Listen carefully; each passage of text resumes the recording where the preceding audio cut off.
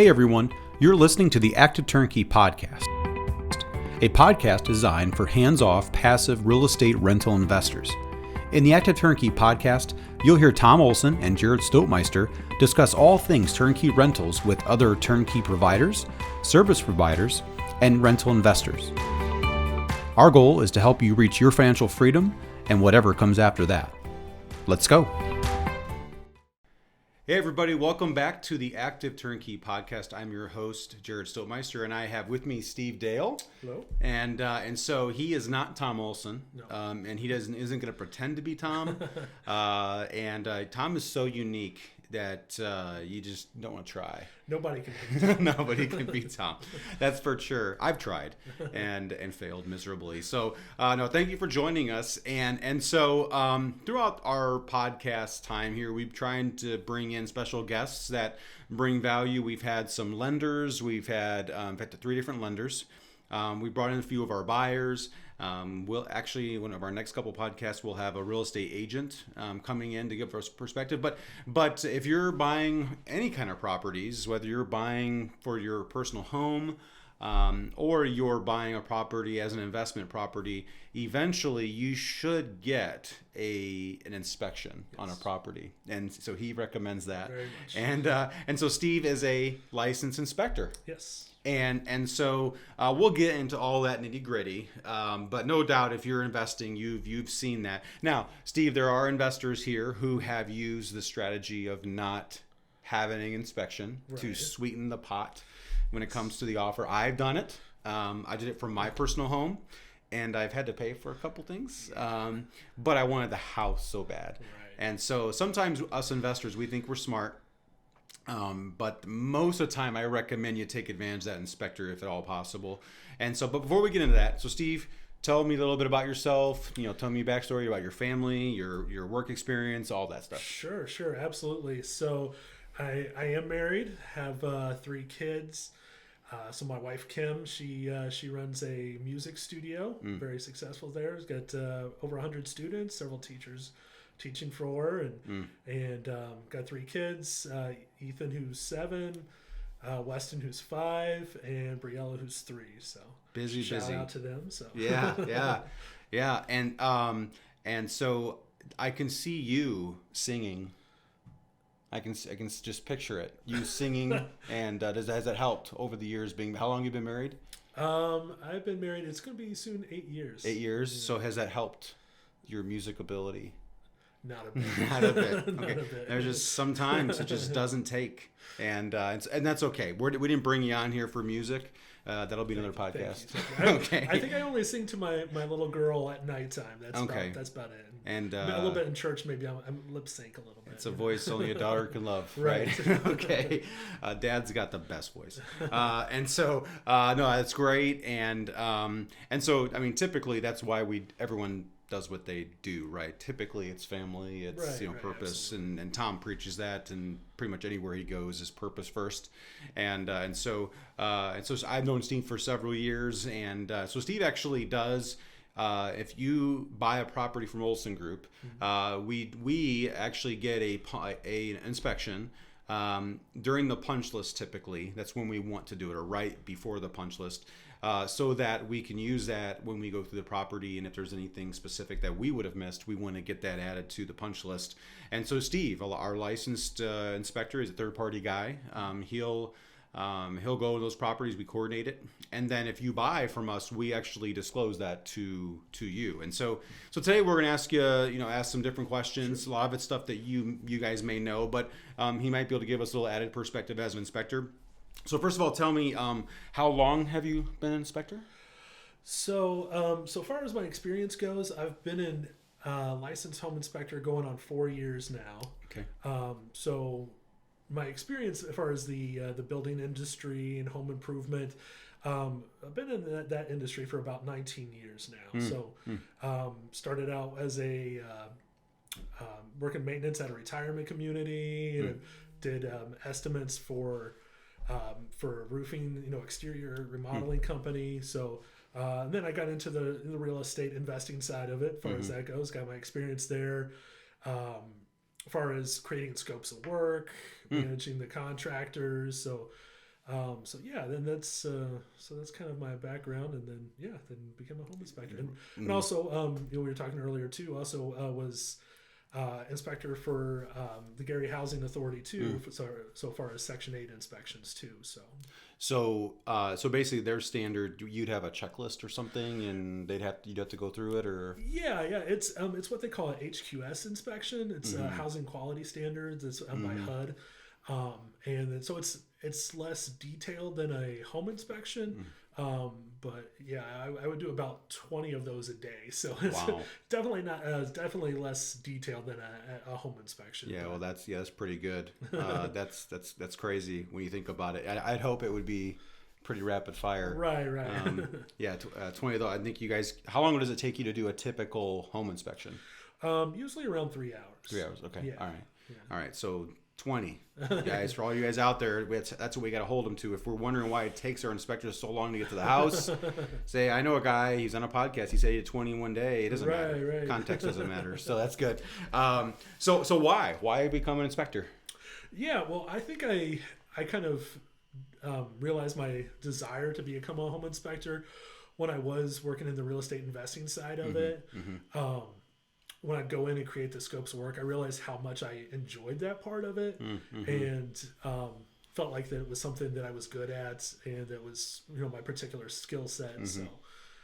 So from there I decided hey, I want to pursue becoming a home inspector. So what are the requirements? Describe what the requirements are for somebody who wants to become an inspector, a licensed inspector. Sure, absolutely. So the requirements become more regulated over the last probably like 15, 20 years or so, from what I've heard, is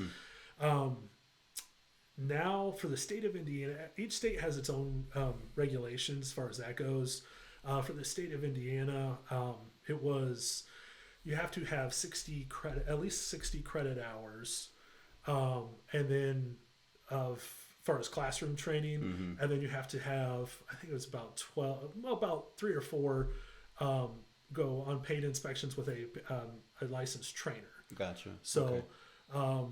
And I joined, when I was looking to become a home inspector, I joined a association called InterNACHI, which is the largest association of home inspectors, and did my training through them. I did 78 credit hours, and then did my on-the-field training through them, or did that too. So you did extra credit hours. That's right. Wow. Some extra qualified, I guess. Some guys are just showing off, but their requirements. Do you get any extra badges or anything like tassels when you graduated? An attaboy, I guess. Okay. Well, that's fun. Yeah. No, that's interesting, and anything specific when it comes to the training that you had that you remember or that you feel like is important to share? Well, I mean, as far as the requirements, they have the different sections, different modules. As far as you had your HVAC, you had your plumbing, you had your electrical, several different sections, foundations, roofs. So you had to finish the required training for it, and then take a test for it, and then after you had taken all your tests, I had to take a test through InterNACHI, the association, and then I had to go take a state test too. So there's a test per section, yes. A test from your training, yes, and then a test with the state. Yes, not to mention all the quizzes in between. Wow, too, man, that sounds like fun. Yeah, good times. I may just take it for kicks. Can you take it like in what they do it back in the day when you could take a class and just go but not take not audit it? Audit. No inspector test. That's cool. Yeah. No, that's very interesting, and so I mean, so close to 80 hours of training, and then the tests they had to take, and now, so that means you're licensed in the entire state. Yes. You can go anywhere. Yep, for the state of Indiana. Do you have to register in any cities or anything like that, or it's just the state itself? No, just the state. Okay. Yeah. Okay. Oh, that's interesting. And so now, how many inspections have you done over the years? So in the past 4 years, or almost 4 years going on that, since I've been a licensed home inspector, I've done around 300. So I started out part-time. A lot of home inspectors do that as they're working to build up. And, now I'm doing it doing it full-time. So, did around, like I said, around 300 home inspections. I mean, if you include with the Gary housing, those inspections, and Thousands. It's in the thousands. So. Yeah, well, it's an inspection. Right. So if you just say you've done that many inspections, you're not lying. Not lying. No, and we don't want to do that. So it's okay to inflate if it's a real number and it's not the license pressure. Right. Sure, okay. Now, how many in the last year? So are you seeing your business grow? The opportunities move up? Right. So I mean, I did probably around 100 this last year, and like I said, now I'm doing it full time. So I'm working on different ways that I can add value as a as a company to the client, to the home buyer, whoever it is, the investor. So, trying to find different ways to add value and to I guess to separate yourself from the competition as an entrepreneur. So do they? I've seen some inspectors where maybe they may learn and maybe testing for septics or for radon or is that that type of thing? Is that what you're talking about? Yeah. As far as the what they refer to as like ancillary services, additional services there. So I do also radon testing. I've done I've taken the course for mold testing, so I I just have to buy the equipment for it. That's sure. The fun part there. Yeah. But try to add as many additional services as you can to add value to it. Also, as far as like any type of warranties and stuff that you can add to it, and just different ways that you can add value and always trying to be better. And, sure. So and then if you had something like the mold service, would that be like an extra charge, an additional charge on top of your typical inspection? Okay. Yeah. So like radon, mold, stuff like that, wood destroying insects, different types of those are additional services, ancillary services that are not included with a standard basic home inspection. And it is an additional fee for that. So. Interesting. I'm sure that can definitely bring some value, especially if there's you see something that may need some extra look. That makes sense. So with the thousands, see, it's been thousands and then hundreds of license inspections. Right. What are some safety issues that you see? So by the time you're going in for the inspection, typically, are most of these like post rehab or close to that, or? Yeah. Okay. I know it's a little bit of a different setup with you guys as far as. Sure. A lot of times I'm going in there, like you said, before the punch list, so while construction's still going on. Most home buyer, whether it's a retail home buyer or investors, most of the time I'm going in after after everything's done. So I guess as far as safety concerns,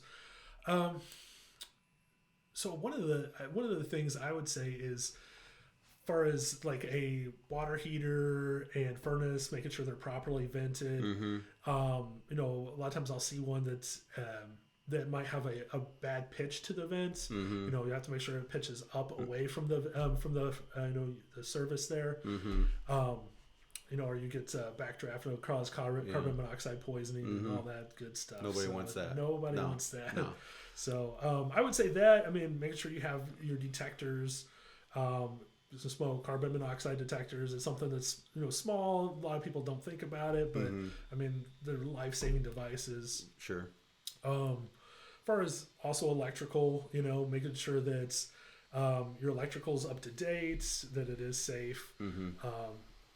Make sure that that you're don't have outdated wiring, not aluminum wiring, knob and tube. Make sure your panel, electrical panels aren't older panels that are prone to problems. So. Now, I've had some reports recently. It's been interesting. Like the first item, number one on the list is, and I don't know if this is on your report, but the first item is because the house was built before 1978. The lead-based paint, right? But it has it as the different inspectors will have different keys. Right. And the legend, and they have different items, and the cross or the whatever you want to call it, the plus sign is the safety sign, gotcha. And they'll have it as a safety issue. Right. They'll have it marked on the report as a safety issue. And I'm like, you don't know. That's you're notifying them. Sure, I get the notification, but to call it a safety concern, right, is the first line. I don't necessarily do that, so I guess you have to interview those inspectors. Oh no, I want answers right now, Steve. These guys are licensed. You should have a connection somewhere. Right. So, no, I mean, I that's always right off the bat, and especially when you're dealing with an investor, you can have a conversation. They get it. It's built before 1978, but if a buyer gets that report, the first thing they see on the list is a safety concern. Number one, and it's because the house was built before 1978. I think obviously a good agent should be able to tell the buyer, hey, that's standard, typical stuff. But in their mind, they're thinking there's lead-based paint. Right, exactly. Especially like a new homeowner that's everything is new to them. Yeah. They're like, what's this? What does this mean? And absolutely at that point, they're almost marketing for a lead-based paint test. Right. I've told I've told clients before, if the house has been painted since 1978, there's probably a good chance that there's not any lead-based paint or now encapsulated underneath it. You can't guarantee that. No, absolutely. But the odds are right. Yeah, right. Sure. So, that's and then lead-based paint, a lot of times it'll have some characteristics where it'll kind of flake a little bit, as latex, your traditional latex paint you see mostly now. It's it'll come out, it'll peel in chunks almost, So yeah, there are some indicators, I guess, of that. So tell me some crazy situations, some crazy things you've seen. And again, so most of your properties are either occupied because of the Gary inspections, right? Gary housing inspections, or post rehab. But that means it's basically going to somebody. It's going to be rented or purchased by somebody. Right. So what are some of the crazy situations, things you've seen for these houses? Yes. Well, probably the more crazier stuff I saw was either when I was still in the real estate investing side of it. It was, these foreclosures, distressed houses. Sure. Or even in the Gary housing. So those were the crazier ones I've saw. I would say, far as I know, there was one that when I was on the real estate investing side of it, I was creating a scope of work. I had a walk-up attic, and I go up in the attic and I see this police chalk outline up there. What? Yeah, that's what I was saying too. Wow. So, interesting. Yeah. So that was fun. Yeah, that's cool. And so probably as a home inspector, one of the crazier things was I've learned to, even if the house is supposedly vacant, you knock and you announce yourself. So yeah, there was a house vacant. I was like, okay. I knocked, opened the door, announced myself, and this was wintertime. I go and I'm doing kind of a walkthrough, and I see the back door wide open, and see snow, footprints in the snow, going and jumping the back fence. So it scared off someone doing squatting there. So, well, you were somebody's hero. Yes. You were the investor's hero. For definitely scaring off the squatter, and that does happen. If you're an investor and you have properties in a cold area, typically for us, we try to keep the house secure with steel, security doors for that reason. And we had a situation recently where we found a squatter. We were able to get him out. It wasn't a big deal, but they kept on coming back. Like they actually threw in a like a Molotov through the window. There was there was a burn mark on the floor from a Molotov. Like who throws that? That's it's like James Bond video game stuff. It's just crazy. That was recent. And there's just out of work villain. whatever's handy apparently. But no, real estate will. There's always something new. You have not seen it all if you're looking to get into real estate. So that's pretty interesting. The chalk line, that's pretty fun. Yes.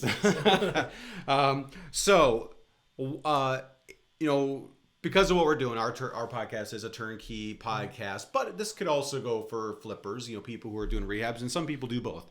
So what are some mistakes that you see investors make? So you kind of almost have to maybe step back a little bit, and I know you maybe even look, but as an inspector, what do you see investors or mistakes investors make? Right. I would say probably the biggest thing I would say, and of course I try not to generalize because every investor, every rehabber is different. That's true.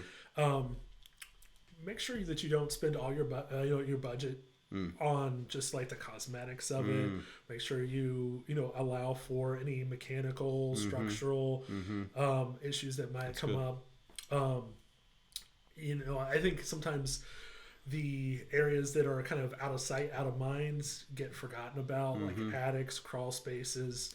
Us home inspectors, we will find those problem areas in there. So that's also why it's good to have inspection done before you purchase or before you rehab or what have you. So, but yeah, I feel like sometimes, especially like crawl spaces. I mean, nobody really likes crawl spaces, but as inspectors, we get in there and we look. So just make sure you don't forget about those areas, because that's where problems can be lurking. And sometimes some big problems and expensive problems can be hiding there if you're not paying attention. So. We had a situation recently where a tree was growing in a crawl. Yeah, that was interesting.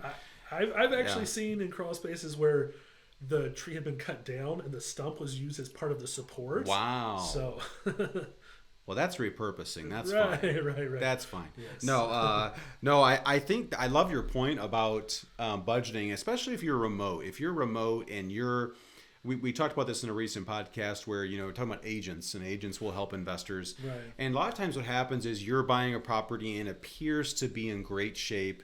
And I just did this recently. I bought a house where my budget was small on purpose. And the house was in what I thought was in great shape, and it is in good shape.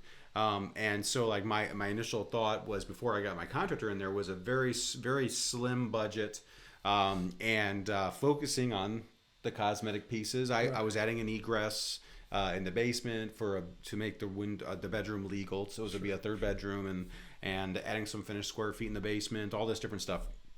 But my focus was about $10,000 to $12,000. Excuse me, I was trying to be under $10,000 of my whole budget, and the guy came back, and it was about $12,000 worth of work, $2,000 over what I wanted to spend. But it was all legitimate. The prices were right. But that does happen, and we see that where you do want to focus. One thing Olson Group we talk about all the time is we do try to focus in on some of those cosmetic pieces that will add value, that will help raise the value, or even help you have more rent and all that. But those items can swallow up a good chunk. And you're absolutely right. If you need a rewire, or you need a major plumbing issue, or there's mold. Mold is a huge number. If you get a mold bid from a mold guy, then I've learned that if you send out a mold specialist, he will find mold. And if it says mold now in your report, you're going to need to take care of it. You know there's mold there. So and so it's just all these costs, they absolutely creep up. That was a good take. Anything else along that line? Anything that you've seen or mistakes investors make? Well, you were saying as far as the egress window, it's like in the basement, just make sure it also has a 7-foot ceiling. Yeah, so. That's a good call. Yeah, absolutely. And we've seen that where, in some of these houses, they're just shy. The house I bought, by removing the drywall, it's 7 feet. Okay. And so I'm actually leaving in that house, I'm leaving the ceiling bare. Right. And just painting it. And but it's 7 feet from top to the rafter, and so there's room there for the egress, which I was happy about. But no, that's true. And those are types of things. A lot of times, an investor can look at that as bad news, but you don't want to do all the work. And then the city comes in and says, "Oh no, you can't do this. This isn't legal." So these are different reasons why, from a buyer's perspective, and you're looking to invest, you want to catch these things, and these are all protections. And so sometimes you have to deliver the bad news. You're the bad news guy. Sometimes. And other times you're saving people's bacon. So yeah. One other thing I was going to say also, as far as on the rehab side of it too, and I've learned this my own self, dabbling in real estate investing. Is yes. Make sure you have a good contractor. Contractor, I'm sure you guys have talked about this. A good contractor can make or break a rehab. Sure. So I learned the hard way. Yeah. So. Well, I mean, and that's a good point, because necessarily because they're licensed doesn't mean that they're good. Right. And so in many cases you'll see this where I'm telling you, like, we have a guy on our team who is a premium contractor. Premium. Everything he touches is first class. It's code. It's the right way. And you'll get licensed guys that on occasion it happens. You'll get a guy who's just they're not doing the work properly. And so even though you're paying a licensed contractor, a licensed contractor rate and price, you still want to follow up on that. And in fact, that may be something if you are a out-of-state investor, and even if you have a good contractor, it may be good for you to get that inspection done, spend a couple $100, because if that guy did the work and it's not done properly, you can send them back and say, hey, you're a licensed guy, you know better, get back in there and fix the GFCI or make sure you make that whatever that is code, the plumbing or whatever that may be, because it does happen. So it's not being licensed isn't just a magic potion, right? Sometimes you have to do the work properly and you have to follow up, and so that's a really good take. So lastly, this is the last thing I have, but to describe why people should get an inspection from a licensed inspector. Now, of course, this is like a plug for you in a way. Because I've got little mouths to feed at home. What a reason. And you can go through their names and ages again and the music. But I mean, I think we understand why, but from an inspector's perspective, why should someone get an inspection? Right, exactly. Because right now, I'm starting to see this kind of in this seller's market that we're in right now, is that even retail. I know you got a lot of your listeners probably here are real estate investors, but even in the retail market, we're seeing where buyers are kind of skipping the inspection to kind of, with it being such a seller's market, trying to make their offer more appealing. And like I said, even as a real estate investor, it's a good idea to get an inspection. I think sometimes, buyers, there may be, well, I'll bring my Uncle Bill along. He's a pretty smart guy. He's pretty handy. Seen that, yeah. Yeah, and I've heard the horror stories, unfortunately, too, of, I'm sure Uncle Bill's got your best interest in mind and a smart guy. But, like I said, we've, as home inspectors, we've had specialized training. We've done most of us have done hundreds of inspections. We've seen it all. We know what to look for. Stuff that even someone who's handy and has your best interest in mind, they're probably not going to see that. They're going to see very surfacey stuff. We're going to see the more in-depth stuff that's that people like that are going to miss. So. It's interesting you said that. One thing that I like to try to do is there have been situations, because I do have the benefit of buying local. So a lot of our investors, they invest remotely. So they buy out of the area, they buy out of state, and so I have the advantage of having walked through many houses. I've been in thousands of houses by now in it's about 8 years now for me. Yeah, it's getting there. So after going through that many houses, started right out of high school. Yeah, sure, sure. Yeah, that's what I did. But after going through so many houses, I don't know everything, but I do get to see things. I do get to check a lot of these issues. Right. But one thing I do is, if I do buy a house, which I have used the inspection. If I knew there's a lot of action on the property, and then the agents are asking for highest and best offers, right. I will use that inspection if I've been in the home, that as a strategy to not get an inspection. However, I will, in my offer, ask for, or let them know that I will want an inspection, but it wouldn't be used against the actual contract. And I have seen that too, where even in an as-is situation, which probably a lot of your listeners are going to be purchasing as-is, it's good to even just have that knowledge. Even if you're not using it as a negotiating tool for the price, just to have that knowledge to know what you're getting into. Absolutely. A few $100 on an inspection can save you thousands. So. Yeah, especially when you're, like we said before, if you do have in mind spending $10,000 on a budget and it turns into 12 or 13, at least and maybe that might mean you can adjust, where you're focusing your monies. And so that's certainly something you want to look into. And also, there have been times when I've used an inspection like that to be part of my scope of work now. So now I literally have like specific language or specific issues that I can even say, hey, this, when I'm talking to a contractor I'm hiring for these, again, these are just for my own personal properties, that, hey, make sure you do this. And I'll even use some of the language or even disclose the inspection so that the contractor knows that, positively what needs to be done. And so Steve, I appreciate you joining us. Thank you for having me. And I'm sure we can go on and on and on about stuff, but inspections are certainly important. And so again, if you buy from Olson Group, this is something that we supply to you, is an inspection with the purchase, and typically we would have already made some repairs before it even gets to you. But we do recommend it. I think, if you're using financing, I like to call it, you're getting appraisal protection. That way someone is not ripping you off. In this case, having an inspection really does help. It gives you that peace of mind that their safety issues are cared for. So thank you for joining us today on the Active Turnkey podcast. So we appreciate you joining us today. We hope this brought you value. And if it did, certainly give us, the thumbs up, the likes, the shares, the 5 stars, all that stuff. And we appreciate you doing that. Also, just remember, we do build rental portfolios for investors. And so if you're interested in getting started, or if you're looking for a second market, we'd be happy to work with you. You can reach me at jared@byolsongroup.com, or you can go to our website at byolsongroup.com. You can get on our buyers list. You can see our deals as they come out. And then also, if you like this podcast, if this podcast has brought you value, share it. It's always helpful when we have other people recommending the podcast to their friends and to people who are also looking to invest. And so again, thank you so much for joining us. Active Turnkey, the best way to buy rentals. See you guys. Olson Group Network makes no warranty, guarantee, or representation as to the accuracy or sufficiency of the information featured in this podcast. The information, opinions, and recommendations presented in this podcast are for general information only, and any reliance on the information provided in this podcast is done at your own risk.